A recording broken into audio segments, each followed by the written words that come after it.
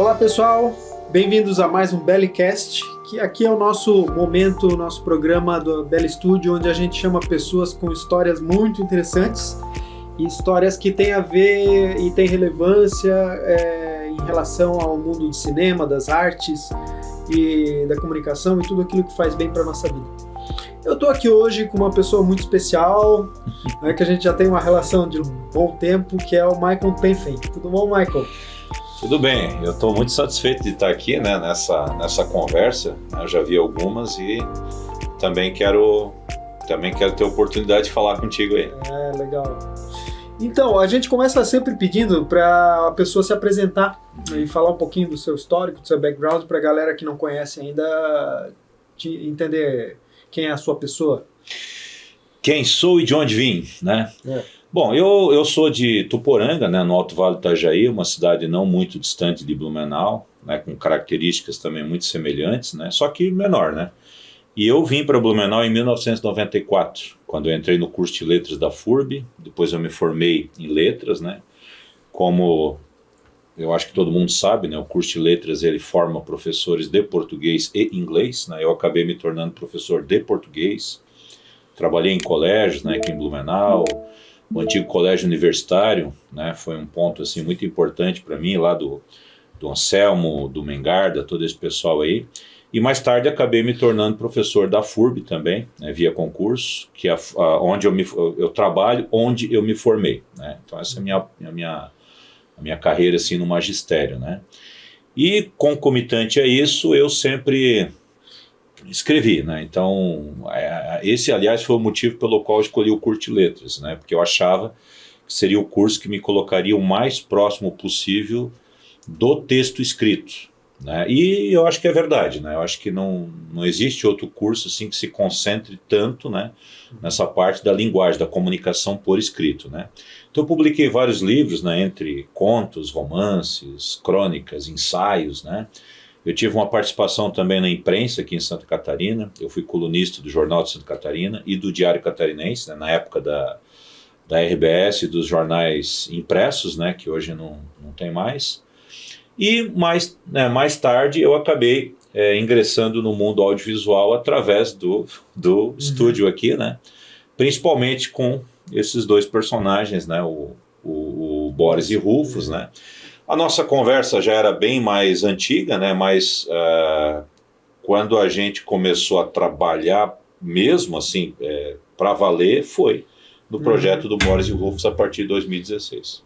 Ô Michael, mas é o seguinte, como é que surgiu essa fagulha aí na tua infância?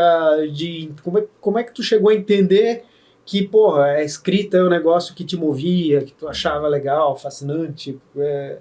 Isso já existia quando começou a fazer o curso de letras ou ainda não estava muito claro essa questão de que, é o que eu quero fazer, escrever?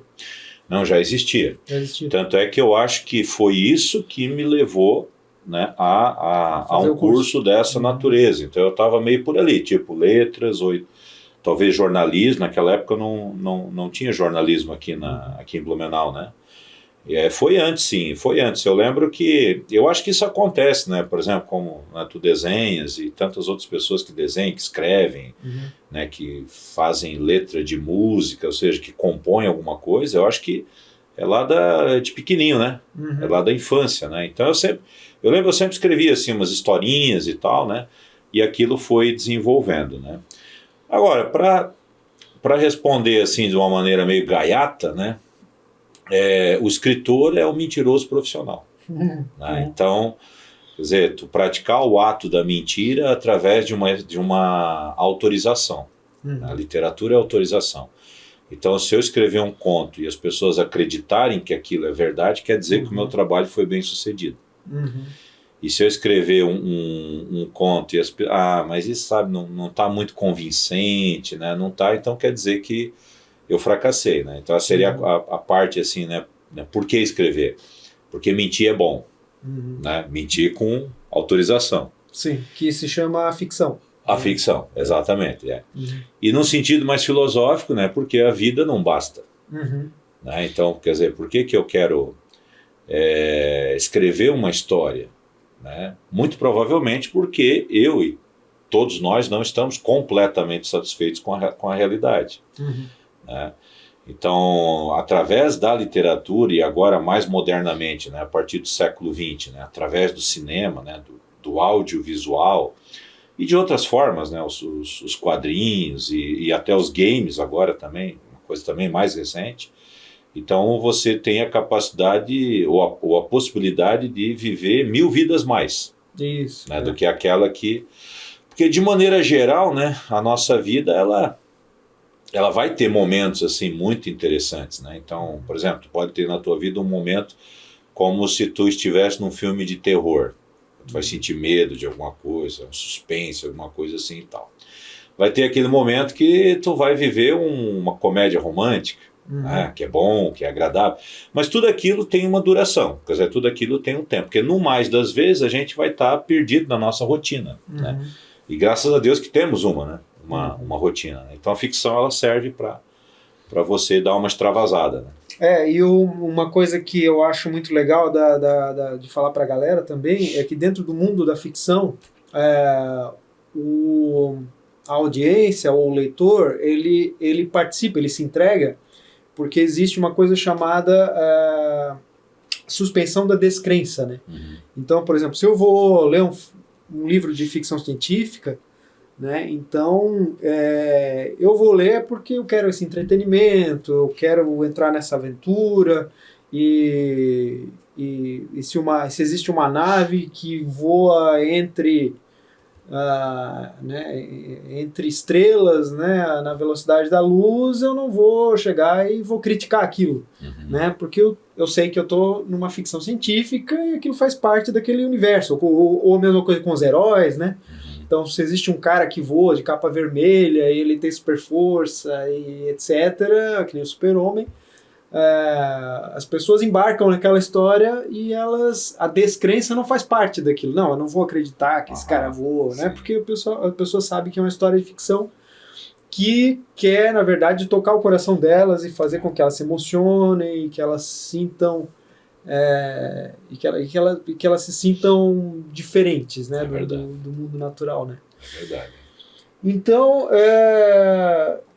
isso é muito legal, a parte da ficção, e é fascinante. Eu acho que todo mundo que está nessa linha artística da criação, né, seja visual, seja do áudio, seja da escrita, é meio que uma cachaça, que nem a galera diz, né?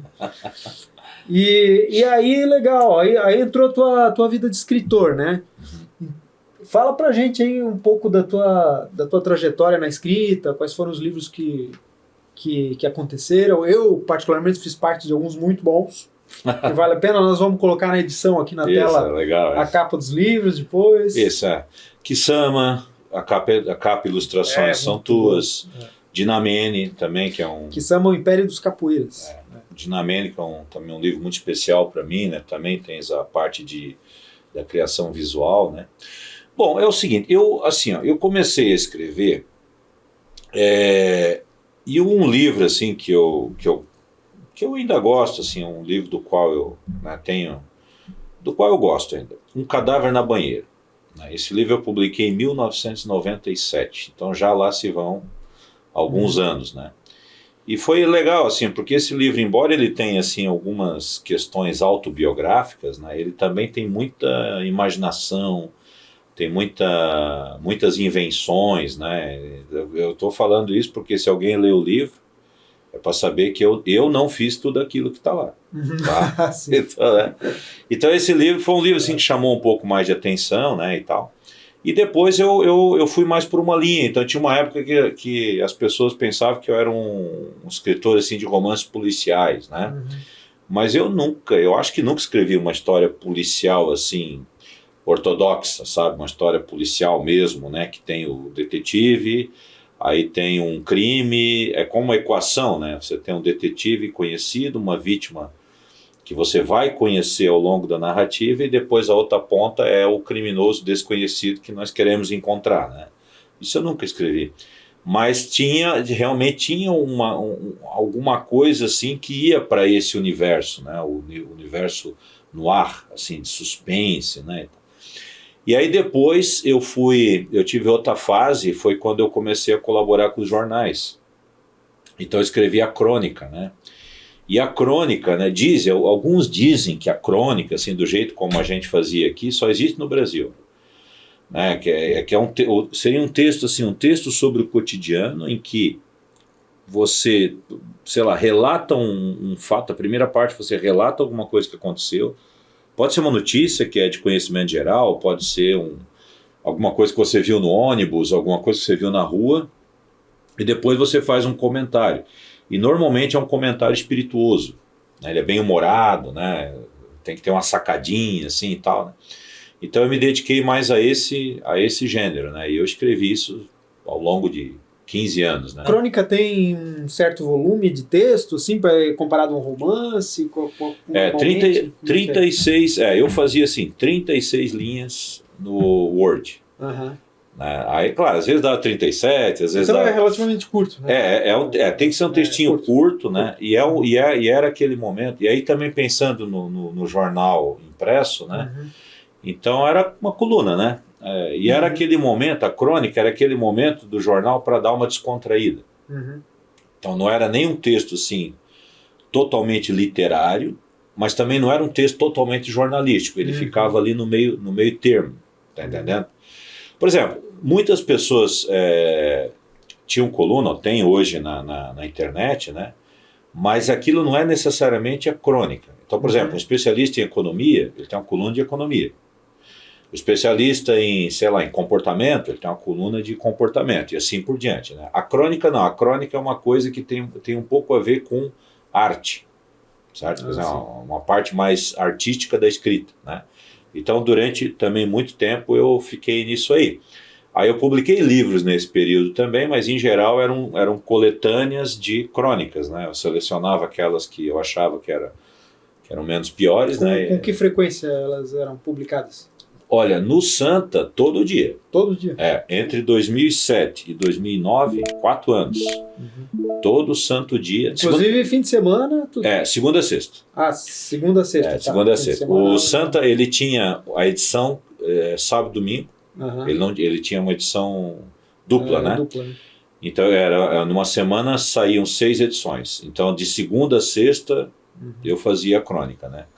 E ao mesmo tempo, eu tinha começado antes, né? Ao mesmo tempo eu tinha uma coluna, né, uma crônica semanal no Diário Catarinense. Então eu escrevia, toda semana eu escrevia 6 crônicas. Nossa! E era legal, né? É um exercício de produção, né? Produtividade. Então. As pessoas perguntavam, né? Como é que era possível, né? E tal. É uma questão também de disciplina. Mas eu digo, fazer a crônica diária é mais fácil do que fazer a crônica semanal. Por quê? Porque na crônica diária, uma puxa a outra. Tá entendendo? E aí tu vai Hoje, certamente, eu teria dificuldade, mas eu estava naquela época, eu estava assim num ritmo que todo assunto era assunto. Quer dizer, e esse era o desafio do cronista, né? De tu conseguir, sei lá, pegar um assunto banal e dar para ele alguma coisa de vida, de alegria, né? É claro que nem sempre isso acontecia. Por exemplo, eu publiquei crônicas, né? Das quais eu me envergonharia hoje, né? E tal, porque, claro, todo dia, nem todo dia a coisa funciona, né? Mas foi muito legal, eu gostei muito de fazer isso e também chegou o momento de, né, tudo na vida tem um momento de começar e tem um momento de acabar. Legal. Pois e os livros aí, mas tem mais livros, né? Além do Kisama, que a gente já citou, e do Dinamene, tem outros livros aí que foram lançados, né? Que tinha escrevido. Tem vários, né? Daí uns assim que mais... daí eu mencionaria uma terceira fase, que foi justamente quando eu saí dos jornais, né, quando eu parei de escrever crônicas, e eu parei por causa disso. Eu pensei, não, agora eu vou me concentrar e eu vou escrever romances históricos ou romances alternativos, né? Então, o que significa isso? Romance histórico, o Kisama, né? O Kisama é um romance histórico, né? Ele se passa no Rio de Janeiro de 1868, no princípio de dezembro, Aí estava acontecendo a Guerra do Paraguai, sabe? Daí fazia aquela pesquisa, fui lá, né? Fui ao Rio de Janeiro, lá na parte mais antiga, né? Pesquisei em muita literatura histórica, literatura literária mesmo, né? E tal. Então, é um tipo de escrita também que exige um trabalho prévio maior, que não é só escrever, você tem que pesquisar também, né? Então, de Kusama 1, Kusama 2, aí eu fiz um livro, daí falando em livro alternativo, eu fiz um livro chamado, né, Lady Musashi, que eu peguei personagens já existentes, alguns reais, outros fictícios, né, e criei a partir disso. Então, por exemplo, Lady Musashi, por quê? Porque ela seria filha do Miyamoto Musashi, né, o mais famoso samurai lá, um herói japonês. Esse existiu de verdade, uma figura, né, real. Consta que nunca teve filhos, mas nesse livro, então eu coloquei. E aí eu faço ela vir para a Europa, e na Europa ela entra em contato com outros personagens, e um deles é o Capitão D'Artagnan, que é o personagem do Alexandre Dumas, dos Três Mosqueteiros, né, e tal. Só que nos Três Mosqueteiros, D'Artagnan é jovem. E nesse livro, D'Artagnan já é o Capitão D'Artagnan, já é o velho. Ele já é velho, né? E aí eu também vou dar um spoiler, ele vai ser o vilão da história, tá? Por uma razão muito simples, né? Porque, bom, tu sabes, né? Não existe a diferença entre o herói e o vilão, né? A não ser o ponto de vista e a resposta a uma pergunta muito simples. Quem eu sou? Se você não sabe quem você certamente é o herói e precisa responder essa pergunta. Se você já sabe quem você é, certamente você é o vilão, ou será visto como tal, né? Então, por isso que o mesmo personagem ele pode ser as duas coisas em diferentes etapas da vida, né? Ó, e já que eu estou falando bastante, qual é a minha decepção com o Star Wars, a última trilogia de longas, né? A forma, eu acho que é um pouco medrosa com que o Luke Skywalker foi trabalhado. Porque o Luke Skywalker era para ser o vilão dessa história. E no filme 2 tem um momento que ele quase vira o vilão, depois ele, sabe, eu acho que eles ficaram com medo de mostrar a verdadeira natureza desse personagem. Por isso que foi essa desgraça, esse fracasso, essa decepção toda, né? Acho que eu não fui o único a me decepcionar, né? Porque tem certas obras que ficam tão... a audiência se sente tão responsável pela obra que ela já entende muito profundamente aquilo, inclusive os personagens, né? Então, quando um personagem faz algo que não soa verdadeiro, né, a audiência sabe, percebe, né? Que, isso não... Então, tem certos roteiristas ou certos estúdios que eles acabam tentando ir por uma linha, sei lá, ou politicamente correta, ou por qualquer outra razão, onde ele joga o personagem num caminho que não é aquilo que obviamente o personagem faria. E aí acontece... daí acontece aquilo que tu estava falando, né? Porque a gente tem a verossimilhança. Isso. Então, né, eu acredito. Você suspende a descrença se você acredita que tem a nave lá, Millennium Falcon, que tem um sabre de luz, né, que a luz não vai passar, né, etc. Então você acredita em tudo isso porque faz parte daquele universo fantástico. Isso. Agora, quando o personagem ele mente para si mesmo, né, quer dizer, daí é isso que estraga, né? Então pode ter gente voando com vassoura, isso não tem problema nenhum, isso faz parte da própria natureza da ficção. Animal falando com humano. Normal, isso sempre teve, né, esse tipo de história. Agora a grande questão é a seguinte, se as personagens elas estão sendo autênticas ou não, né? E às vezes, né, hoje em dia, esse que é o problema, né, quando o mito se transforma em comércio demais, né? Então, por exemplo, né, isso na verdade quem me explicou foi tu, em determinada altura, né? Por que, para ficar no mesmo exemplo do Star Wars, né? Por que no primeiro filme da última trilogia, né, aquele vilão que tinha aquele sabre de luz, né, totalmente poderoso, né? E o rapaz lá, que nunca tinha segurado um saco, ele fica na luta com o cara durante, sei lá, 2, 3 minutos. Impossível. O cara só ia fazer assim, pronto, já acabava, né? Porque era a natureza do personagem, né? E aí tu me explicou, é que eles tinham que vender espadinha. Tinha que vender produtos. Foi a minha impressão, né? Que deixaram o produto sendo usado mais tempo na tela, porque é tipo o comercial do produto. Né? Agora, se tu pegares a primeira trilogia, não tem a luta do Luke Skywalker com o Darth Vader no primeiro, só vai ter no segundo, quando ele já estava mais preparado. Né? Então, assim, aí, quando o departamento de marketing entra na sala de roteiristas, pode saber que alguma coisa muito ruim vai acontecer. Cara. Legal. Mas assim, leiam Kisama, o Império dos Capoeiras e o Dinamene, porque são livraços, tá? De aventura e muito bem escritos, tá? Não é porque realmente tem aqueles cliffhangers assim no fim de cada capítulo que você devora o livro e não sente ele passar. Então, Maicon, aí vamos entrar na sua fase youtuber. Então, né, teve um momento na sua vida aí que você foi... flertou com o YouTube, teve programa. Isso. Que programa que foi esse? Ainda deve estar, né? No YouTube tá tudo lá, né? Claro, ficou tudo lá. Olha, na verdade, esse chama-se Literatos TV, né? Então era um programa, ele foi criado pela TV da FURB, né? Onde eu trabalho também. E aí a gente fez assim uma ação dupla, né? Ele era exibido na TV. E ele era exibido em várias TVs, inclusive esse programa foi exibido na NBR. Foi para televisões, canais de TV lineares, né? Isso, Só para a galera que é de fora de Santa Catarina, FURB, a gente fala aqui, quem acompanha já sabe, mas quem é novo é a Universidade de Blumenau. Então, a universidade aqui, ela tinha um canal de TV, né, próprio da região, e tinha uma produtora de TV dentro do canal, e aí usava o estúdio da universidade. Da universidade, exato. E aí então esse programa era exibido na TV da FURB, propriamente, em outras 10 ou 12 TVs universitárias, e na NBR, que era nacional, né, não sei se ainda, acho que existe ainda na NBR, né? Não sei.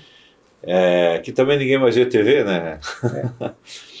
E aí, ao mesmo tempo, a gente veiculava no YouTube. Então, o programa ele tinha 2 blocos, e aí no YouTube cada bloco a gente fazia um programinha, tinha 12 minutos, né, 13 minutos. Era resenha de livros? Olha, tinha era bem variado, assim, porque o básico era livro. Tinha filme também, né? Eu lembro. A base do programa era livro, era literatura, mas dali a gente partia muito para cinema, né, para histórias em quadrinhos, né, para antigas séries de televisão, também o programa tinha um pouco assim de nostalgia, né. Às vezes o programa pegava um personagem, por exemplo, tem um programa do Tarzan, né, que eu fiz, né. Então pegava o personagem desde a sua criação, lá no começo do século XX, quando via naquelas Pulp Fictions, né. E aí depois até a entrada no cinema, né, e aí, né, conforme o personagem vai evoluindo, teve animação, teve série de TV, histórias em quadrinhos, né, tentava assim, fazer um sumário, né, daquele personagem, né, também é uma coisa bem bacana, assim, né. E foi muito bacana, eu gostei bastante, né, tem alguns programas que eu ainda gosto, assim, bastante, né.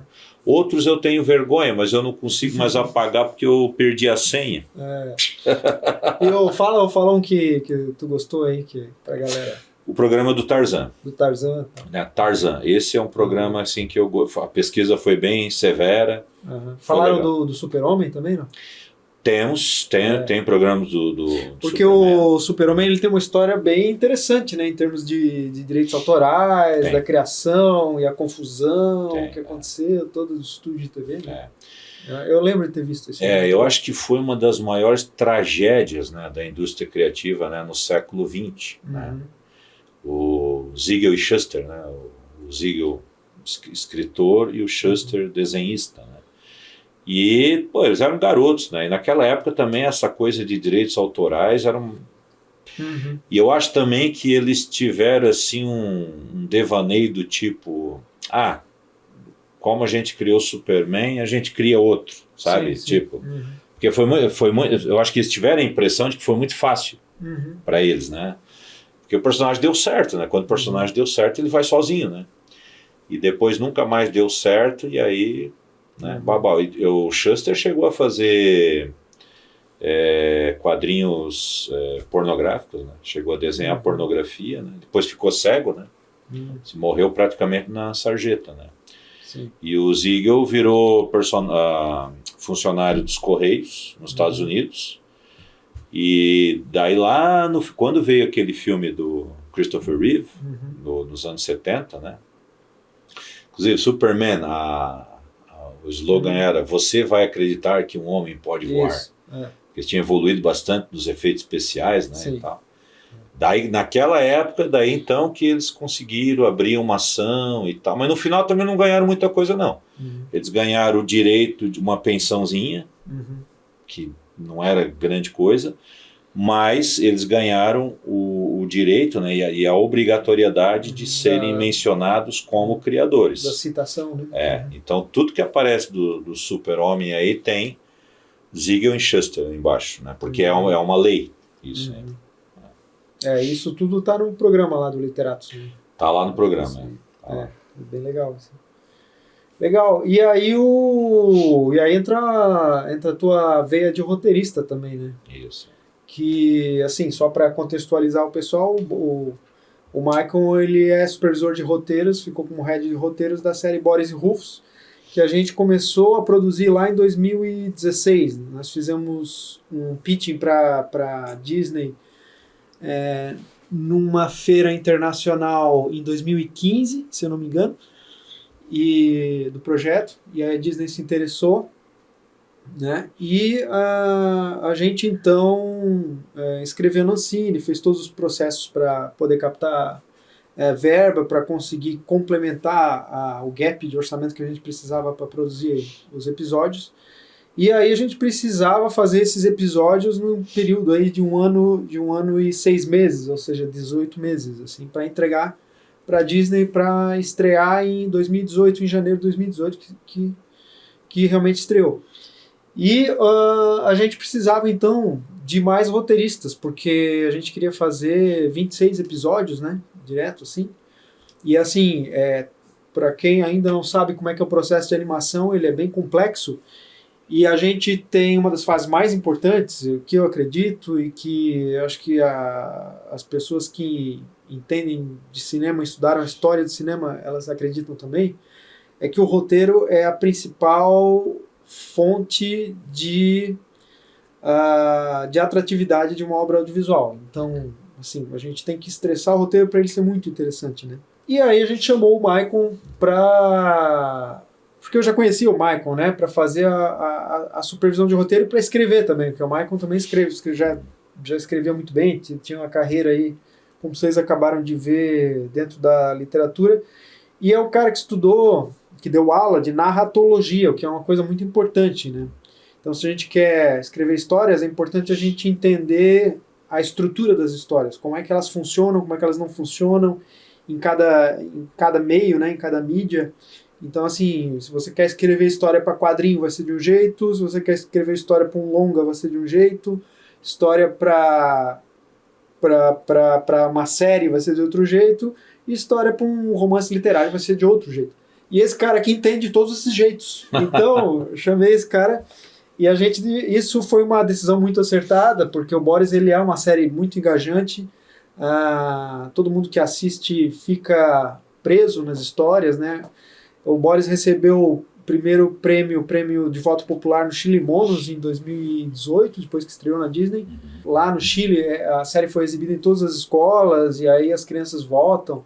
Então esse foi um prêmio, foi assim uma chancela do público para a série. Né? O grande orgulho do estúdio, né? O grande orgulho da série, né? E aí fala para nós aí, Michael, fala para nós então qual que é o segredo da construção dessas histórias para que elas fiquem interessantes. Olha, é interessante, né, isso que tu falaste, né, que cada mídia, né, vai ter...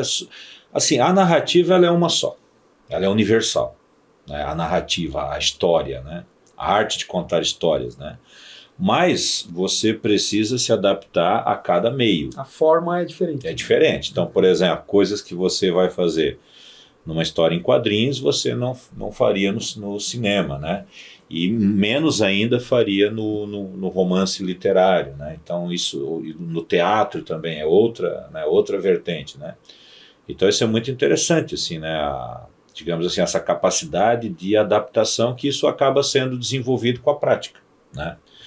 Agora, eu fui estudar, depois que eu terminei a graduação, né, eu fui estudar na Universidade Federal de Santa Catarina, fui estudar literatura, fazer mestrado e doutorado, né? E já naquela época havia assim, um interesse muito grande de discutir, por exemplo, questões sociais e políticas através da literatura. Então, por exemplo, você lê um romance, né, você estuda um romance e, na verdade, você não está muito preocupado nem em julgar se ele é bom ou se ele é ruim, né? E nem em compreender, digamos assim, os mecanismos internos. Essa pergunta que tu fizeste aí tem a ver com isso. Como é que funciona esse texto? Né? O que ele tem de diferente? O que ele tem de especial? Então, não, os estudos, e hoje eu acho que mais ainda, né? Os estudos eles estão muito preocupados em você utilizar o texto, né, a literatura, ou mesmo cinema, ou qualquer outra forma de arte, né, para discutir questões, né, sociais e políticas. Né. Então eu também fiz um pouco disso, mas teve uma hora eu cheguei para a minha orientadora, né, Tânia Ramos, né, uma pessoa ótima, né, que me aturou, né, durante 6 anos ela me aturou, e eu falei, professor, eu não tô a fim de discutir esse negócio, não, eu quero estudar literatura mesmo, assim, eu quero estudar, né, personagem, tempo narrativo, a importância do espaço da atmosfera, né, para a narrativa, os diálogos, né, como dizia o saudoso Zé do Caixão, os diálogos, né, que são muito importantes, né, ponto de vista, né, as viradas da narrativa, os diferentes tipos de narrativa, algumas que são... Por exemplo, tem história que ela é muito rápida demais e aí a pessoa... E tem história que é lenta demais. Então, né, como encontrar ali... Então eu quis estudar isso e eu acabei no final. Né, acabei estudando isso, né? E existe digamos, esse ramo da teoria literária que a gente chama de narratologia. Então existem Congresso Internacional de Narratologia, lá em Buenos Aires, por exemplo. Tem Sociedade Brasileira de Narratologia, ou seja... São grupos de estudiosos, né? Eles não escrevem necessariamente, né? Mas eles estudam o funcionamento interno das narrativas. Né? Quer dizer, por que as narrativas elas funcionam ou não. Né? Então foi isso, né? Foi disso que eu fui atrás. Né? E aí é isso. Né? E eu lembro que a gente fez também durante alguns meses antes da pandemia, lá a gente fez umas noites de estudo, desenvolvimento no estúdio, né? E aí tu trouxeste várias coisas muito interessantes, que, por exemplo, o Vladimir Prop, né? Que é a morfologia do conto, ou seja, a forma do conto, aquilo me abriu a cabeça assim, de uma forma muito legal. Fala para nós um pouquinho sobre o Vladimir Prop e essa morfologia. Pois é. Isso é tão interessante porque o Prop ele era um russo, né? Pelo nome já dá para ver, né? E ele estava desenvolvendo os estudos dele lá dentro da Rússia, que depois virou a União Soviética, ele estava fechado lá. Mas isso no século XIX ainda, né? Não, ele publicou... Já 20. 20, é. O estudo dele foi depois da Revolução. O estudo dele é de 1928, 28. Esse livro, A Morfologia do Conto. Uhum. E o que é interessante, então ele estava lá isolado, ele estava lá, tinha lá os pares dele lá, mas ele não tinha contato com o mundo, né? Não tinha essa troca como a gente faz hoje, né? Pelas redes sociais. E aí, aqui na França, havia um outro grupo, um pouco mais tarde, um outro grupo de estudiosos que desenvolveu um conjunto de teorias que a gente poderia chamar de estruturalismo, que também é isso, quer dizer, qual é a estrutura da narrativa. Uhum. O estruturalismo se aplica a várias, antropologia, tá, mas pensando aqui em literatura, né? Qual é a estrutura da narrativa, né? Um cara que trabalhou muito com isso, né? Não estava na França, né? Mas era muito ligado, o italiano Umberto Eco. Umberto Eco também trabalhou muito assim, a estrutura da narrativa, né, e tal.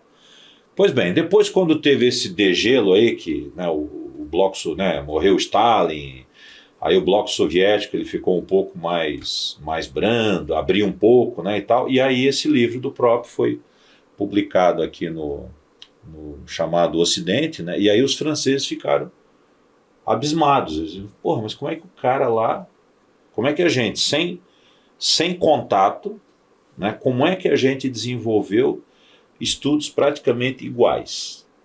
São iguais, quer dizer, muda a nomenclatura, claro. Terminologia. Né? Muda ali o idioma e tal. De repente muda um pouquinho o método, mas as conclusões, elas são praticamente iguais. Por quê?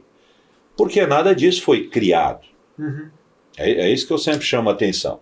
Isso não foi inventado, isso foi descoberto.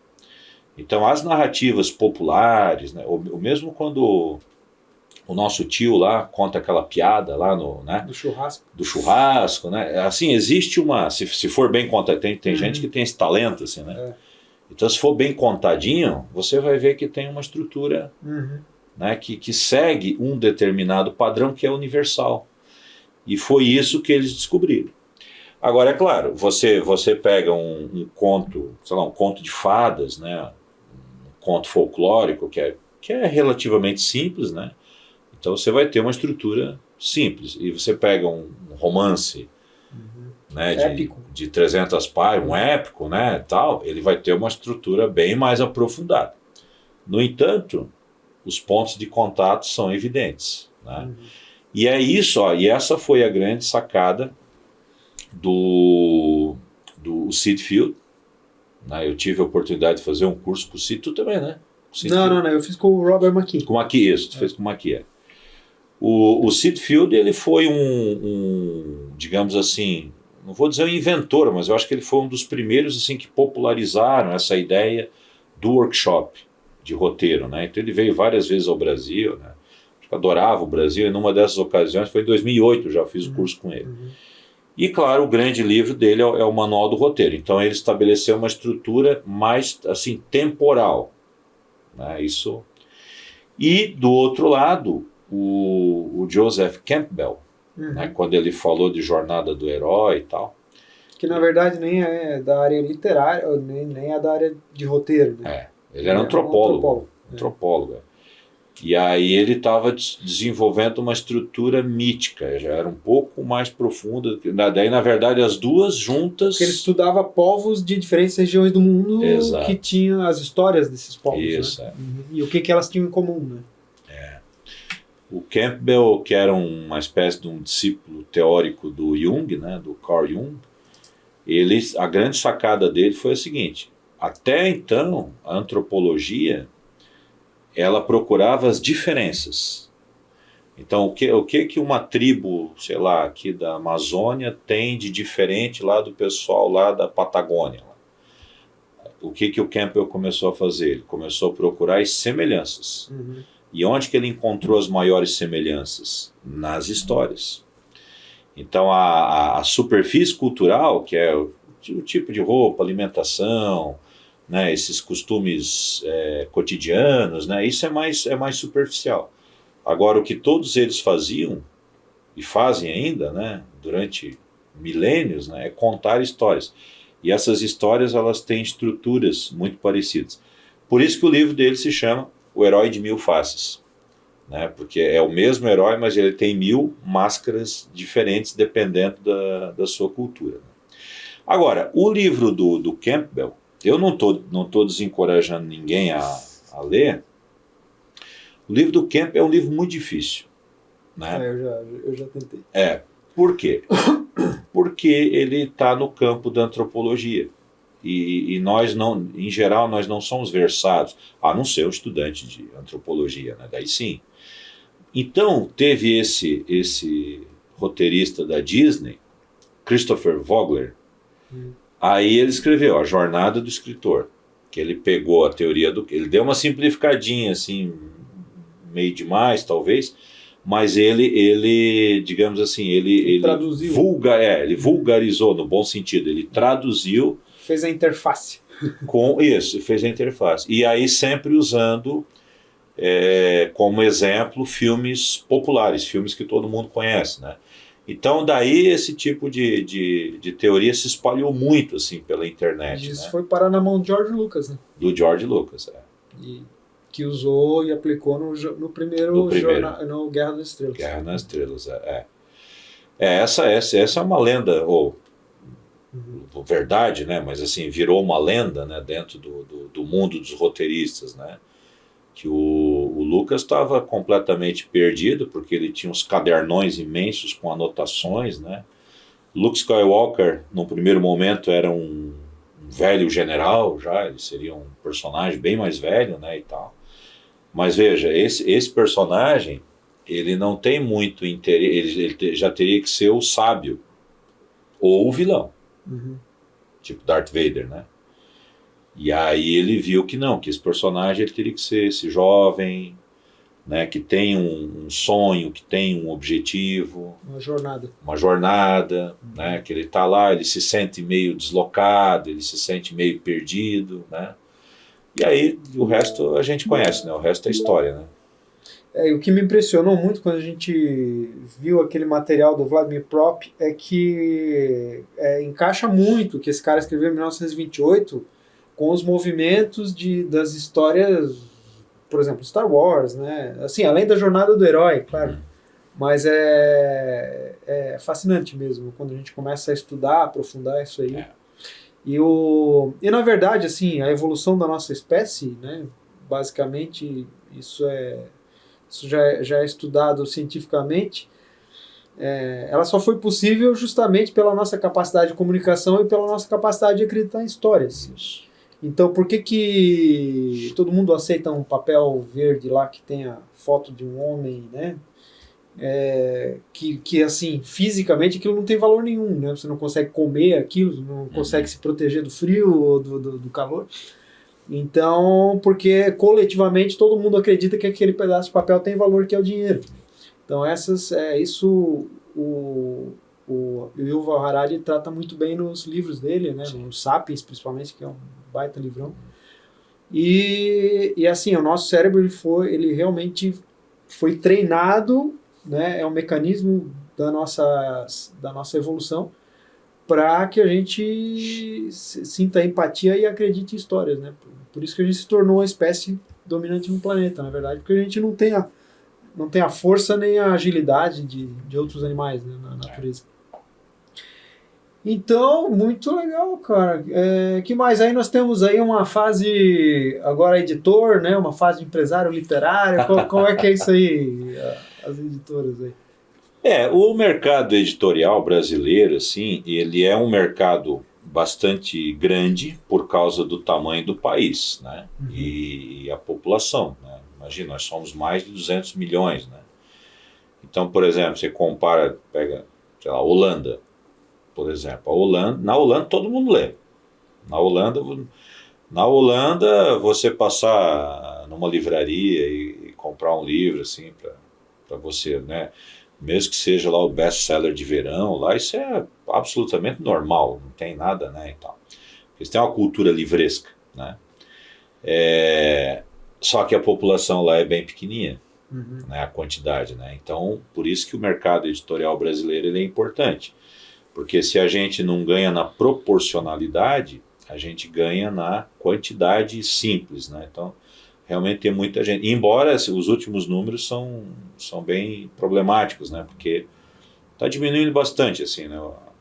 A busca pela leitura, né? Então, o mercado é grande, ele é bom em alguns aspectos, ele tem muitas aberturas, assim, mas ele também tem as suas precariedades, né? Então é complicado você publicar, assim, você publicar daquela maneira tradicional, por uma fisicamente, então. E por uma editora, e você vai receber os royalties, aquela coisa toda, é bem complexo, né? Até porque você acaba recebendo muito pouco e tal.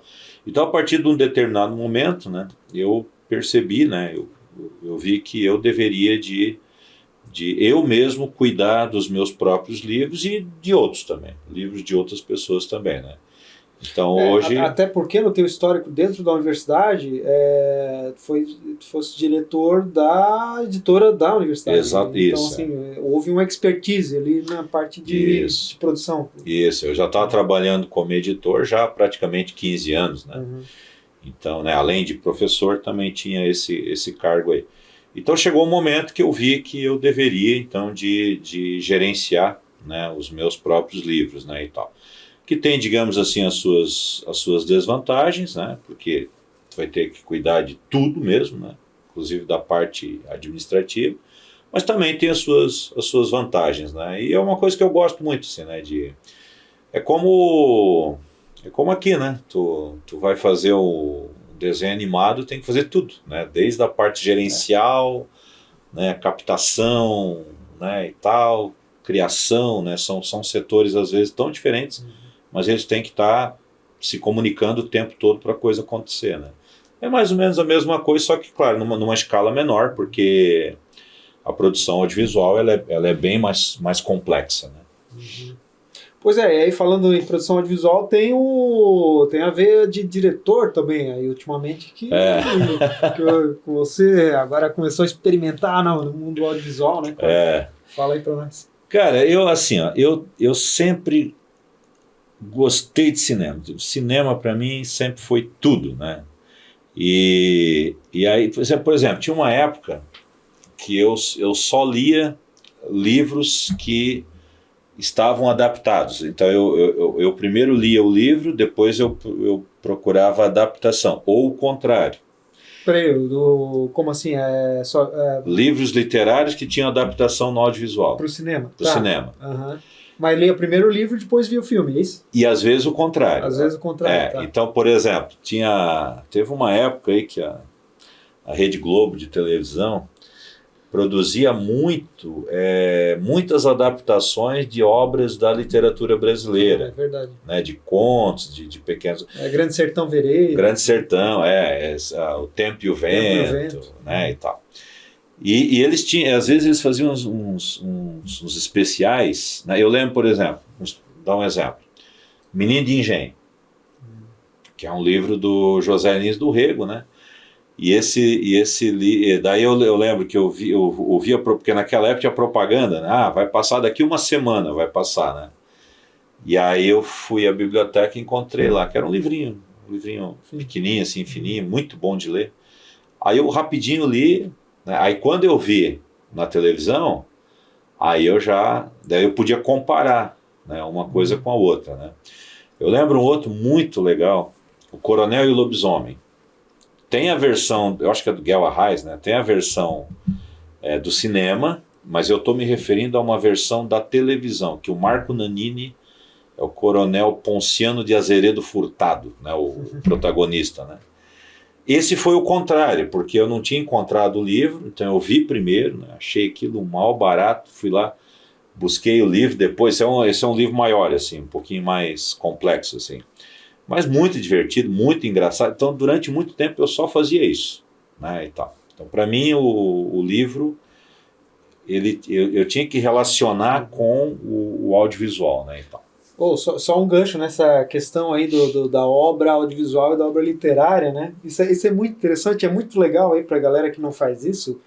Eu sou um fã ferrenho de ficção científica, né? Então, assim, Blade Runner lá, o primeiro filme de 82 lá, eu também vi quando eu era jovenzinho e tal. Depois eu fui descobrir que era baseado num conto de um cara, Philip K. Dick, né, que é um conto lá como as ovelhas, será que ovelhas assim, sonham, se os androides sonham com ovelhas elétricas. Isso. Então aí eu fui ler o conto, e aí a gente percebe as diferenças, porque as adaptações para o audiovisual às vezes elas mudam bastante, profundamente. Né? E aí tem esse que é um caso, tem O Homem do Castelo Alto também, que é uma série muito boa, que foi produzida, né, acho que há 3, 4 anos atrás. Isso. E também é do Philip K. Dick, que é o mesmo cara do Blade Runner, né? Mas que também tem suas diferenças, mas os dois têm seus sabores. E o que mais me impressionou foi 2001, Uma Odisseia no Espaço, que é do Stanley Kubrick, um clássico do cinema, né? Mas que também é do livro do Arthur C. Clarke, né? E eu cresci vendo 2001, mas eu nunca tinha lido, e há poucos anos atrás eu resolvi, vou pegar esse livro para ler. E me impressionou, cara, que eu gostei mais do livro do que do filme. Claro que o filme, assim, você não pode ver o filme com sono, porque aí também não dá, né? Sim. Mas assim, tem alguns momentos bem parados e tal. Mas o filme é interessante, é importante ser visto. Mas o livro, ele tem um outro final também, ele tem uma outra pegada, então, porque o Stanley Kubrick tomava muitas liberdades, né, com o roteiro dele e tal. E o livro é muito bom também. E o livro, certamente, eu não li esse livro, mas certamente dá para entender. O livro ele é mais entendível. Porque o filme até hoje eu estou tentando entender. Né? Porque o que é legal da linguagem literária? É que a linguagem literária te permite entrar dentro da cabeça do personagem, né? A linguagem audiovisual, não. Você não vai botar um cara lá pensando com a narração em off, eu estou pensando isso.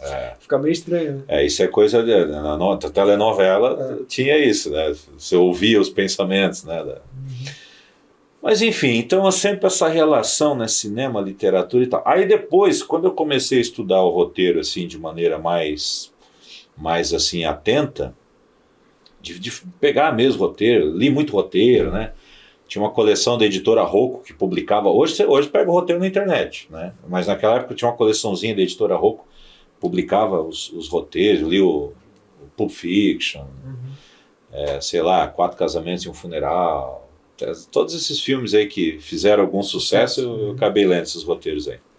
Até para entender como é que eles indicam. E o roteiro é o seguinte, né? É um capricho muito grande nos diálogos, né? E as descrições de cena, elas não devem ser muito detalhistas demais. Sucintas, né? Tem que ser sucinto porque tem que passar para o diretor. Né? Então, por exemplo, a gente escreve o Boris, né? A descrição da cena tem que ser objetiva, evidentemente, tu tem que comunicar a tua ideia, mas se tu passar meio demais, tu já começa meio que a dirigir o filme através do texto, né? Isso não é bom, né? Mas enfim, e aí eu tinha uma época que eu queria então ser apenas e tão somente roteirista. Para mim, esse negócio, essas máquinas, esses computadores, para mim é tudo uma coisa meio estranha. Assim, Aí, claro, com o tempo tu vai aprendendo, né? Não tem escapatória, né? E tal. E de uns anos para cá, eu pensei, não, eu vou fazer filmes também. Vou querer, né, produzir e dirigir filmes também, né? Então, eu comecei daí a estudar outras partes, né, outros aspectos da produção. Como, por exemplo, a questão da direção, mas não só. Porque tem toda essa parte também da direção de arte, né, da iluminação, da fotografia, né? Então, por exemplo, iluminação, eu fiz participei de alguns workshops, não porque eu vou querer iluminar, mas eu tenho que entender o que é possível e não para depois, né, orientar a equipe. Né? Porque é isso que o diretor faz, né? O diretor ele dá uma direção. E o que é possível, né? E o que é possível. Tem uma outra série muito boa, que é a história de como foi feito o Poderoso Chefão, que é o contrato, tá? É muito boa. E o que acontece é que, cara, Francis Ford Coppola. O Coppola queria que as imagens do Poderoso Chefão fossem como uma tela de Rembrandt, né? Sim. Aquela luz que o Rembrandt colocava. E o iluminador falava, cara, eu consigo essa luz aqui, mas é o seguinte, esse personagem não pode se mexer. Aí ele, como? Não, mas eles precisam se mexer. então tem esse desafio. É isso aí. E aí acabei fazendo alguns curtas-metragens, né? E até o momento, digamos, o projeto mais ambicioso, mais completo, né, foi o Canil para Cachorro Louco, que daí é baseado num conto meu, que eu tinha publicado lá bem antigamente, né? Então também é interessante, né, fazer uma transposição, né? Isso também é um exercício muito legal, sabe? Eu li esse conto faz muito tempo, mas aí, ficou fiel ou houve algumas modificações? Pois é, aí é que tá. O que é ser fiel, né?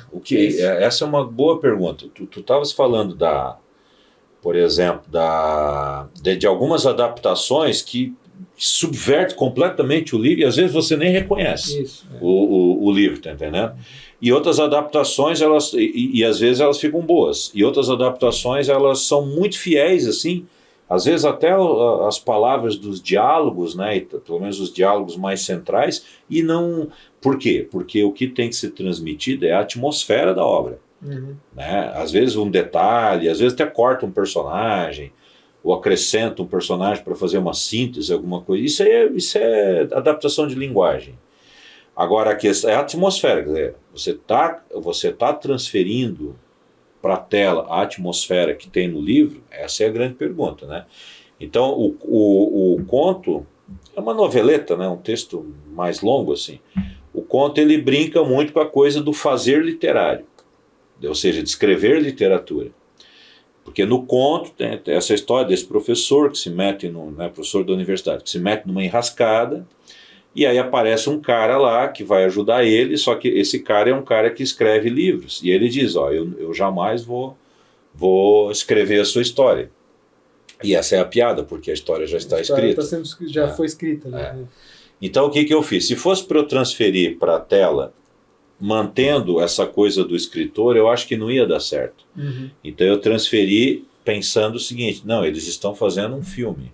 Certo. E esse diretor do filme é o cara que vai ajudá-lo, né, meio diabolicamente, e vai dizer para ele, não, eu jamais vou escrever sobre a sua história e muito menos filmar. Né, sendo que o filme já está pronto. Sim, está né? sendo exposto. Então ali foi a gente saiu um texto que é metalinguístico, que brinca com a literatura, e a gente passa para um texto que continua metalinguístico, só que agora ele brinca com o próprio cinema. Então essa foi a adaptação.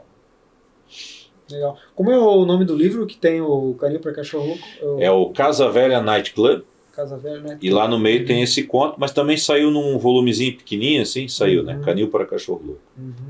Esses livros mais antigos teus, o pessoal encontra assim na Amazon? Encontra. Deve principalmente no sebo, né? Estante virtual.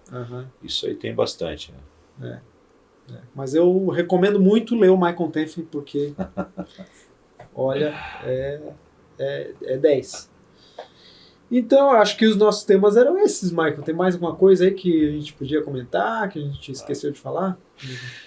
Olha, eu gostaria de falar sobre o estúdio, né? Porque o estúdio, né, para mim foi muito importante, porque foi o primeiro lugar assim que eu tive a oportunidade profissional mesmo, né, de exercitar aquilo que eu vinha estudando. Né? Então, é claro, porque existe uma diferença muito grande em você estar... Poxa, eu podia fazer um filme, eu podia fazer uma animação, assim... mesmo que você já tenha os personagens, né? Ou às vezes muita gente faz, né? O fanfic, pega o personagem que já existe e tal. Então você fazer uma brincadeira na sua cabeça é muito bom, muito divertido, é muito produtivo, é assim que deve ser, para quem quer desenvolver a criatividade, né? Agora, tu pegar um projeto mesmo, tá entendendo? A gente começou, foram 26, né? 26 episódios, né? Pô, então a gente pegou uma temporada ali, foi tipo, sei lá, 6 meses ali, né?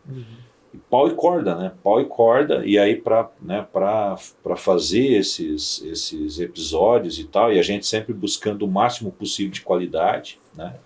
Porque como tu falou, né? É a base. Se o roteiro não estiver legal, não manda para produção, porque vai ser a mesma coisa que jogar dinheiro fora, né? E aí também foi muito interessante que nós fizemos a nossa sala de roteiro, nós ficamos uma semana, né? E beleza. É uma imersão mesmo. É uma imersão, né? E vamos conhecer os personagens. Full time, né? Tipo, uma semana o dia inteiro. E vamos ter ideia, e vamos jogar ideia na mesa, e toda ideia é bem-vinda, e as ideias elas vão surgindo e na mesma medida vão sendo descartadas. E às vezes o cara fala uma bobagem assim que não tem nada a ver e de repente aquilo ali é que... Então é assim, a sala de roteiro é para ser isso mesmo, é para ser essa, digamos, uma bagunça organizada assim, né? E lá no final alguma coisa boa vai ter que sair. E aí nós éramos 5, né? Nós éramos 5 roteiristas, eu lembro. E aí, então, cada um foi para casa e cada um ficou com uma sinopse para fazer um primeiro tratamento. Uhum. E aí tinha um prazo, sei lá, 15 dias. Sei. Daí quando chegaram os roteiros, né, nós recebemos 5 séries diferentes. Tu lembra? Uma salada mista. A gente recebeu 5 séries diferentes, né? E aí naquela hora eu acho que, sei lá, acho que a gente ficou meio assim, mas, cara... E agora? E agora? Mas é absolutamente normal. Uhum. Porque aquelas 5 cabeças, né, cada uma enxergou a série de uma maneira. E aí o que a gente teve que fazer? A gente teve que ir afinando. Né? A gente teve que... Só para materializar para a galera aí, para entender, 5 séries diferentes no sentido assim, de que uma puxava muito pro humor, o outro puxava muito para aventura, o outro puxava muito para drama, claro que dentro do tema. Né? Eram 5 abordagens. Praticamente as 5 abordagens assim, diferentes, né? Porque essa também é a riqueza da narrativa, né? Porque você pode pegar um mesmo material e abordar de formas muito diferentes, né? O Woody Allen tem um filme chamado Melinda e Melinda, e que a personagem é a Melinda, então tudo que acontece com ela acontece 2 vezes. A primeira vez acontece na chave de comédia, a segunda vez acontece na chave de drama. É muito divertido, cara, é muito divertido, sabe? Porque são os mesmos acontecimentos, mas uma hora você está olhando para aquilo, né, de uma maneira assim bem humorada, e depois você está olhando, né, de uma maneira meio melancólica, assim, né, sabe? Então tudo é possível, né? Agora, claro, aí você vai trabalhando, né, o dia a dia. Depois vem as vozes dos personagens, que ajuda bastante, porque no começo não tem nada. Isso. Só tem um desenho na parede, assim, um desenho grudado na parede. As vozes, daí já começa, aí quando vem o primeiro animatic, aí beleza, aí você já começa a entrar mesmo naquele universo, né? E depois que tem os primeiros ali, normalmente os episódios eles vêm em grupos, assim, né? 2, 3, 4 de uma vez, né? Depois que vem os primeiros episódios, aí sim, aí agora a gente já está embarcado e vamos em frente. E tem uma diferença assim, entre comédia e aventura, que o gênero do Boris e Rufus é aventura e comédia. Isso foi uma coisa que eu e o Michael discutimos bastante na época, porque a gente quer ser comédia ou a gente quer ser aventura, né? O gênero primário, né? Então a gente decidiu por elencar a aventura em primeiro lugar, ou seja, a história, o ritmo, o plot, né? Ele não podia ser interrompido para servir a uma piada, né? O humor ele tinha que ser temperado dentro da jornada dos personagens. Então deu muito certo isso aí. E aí também a gente construiu uma estrutura de roteiro, narrativa, que também orientou, né, a equipe toda, e aí a gente ficou com uma série bem coesa mesmo. E lá foi ela, né? Mais de 100 países. Tá em algumas várias línguas. Várias línguas e... São quantas línguas ao todo? Não, é 7, 8, 7 línguas. Você está estragando o meu prazer de estragar o seu prazer. Fine, turn into the contest with me, I'll be fine on my own. ¿Dónde está el lanzallamas cuando lo necesitamos? Leopoldo, wen kümmert so ein langweiliges Weihnachten? Если я скажу, что это видео сейчас загружается в интернет, ты не очень расстроишься. Uma das premissas nossas, justamente, conscientemente, a gente quis fazer histórias universais.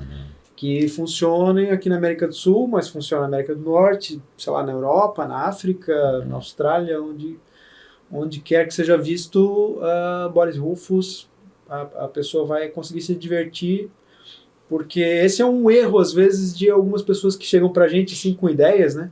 Mas às vezes tem ideias muito regionais, ou seja, piadas, histórias que só são entendidas dentro de um contexto, né, de localidade ou de grupo social, né? Então fica mais complicado para viajar. Limita, né?